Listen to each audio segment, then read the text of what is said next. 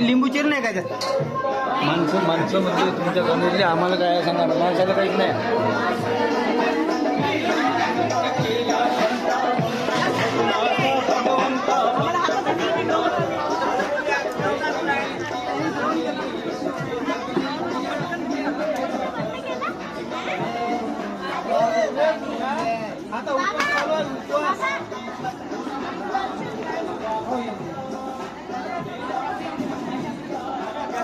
हां